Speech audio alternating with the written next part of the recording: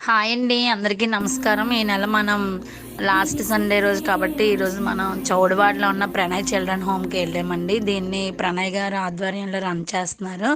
10 years back నుంచి కూడా అతను ఓన్ అమౌంట్తోని స్టార్ట్ చేశారంట.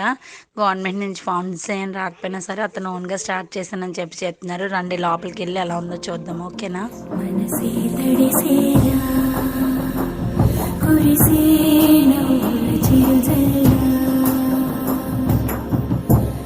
సమయం విరిసేలా విరిసే ఆశల హరివిల్లా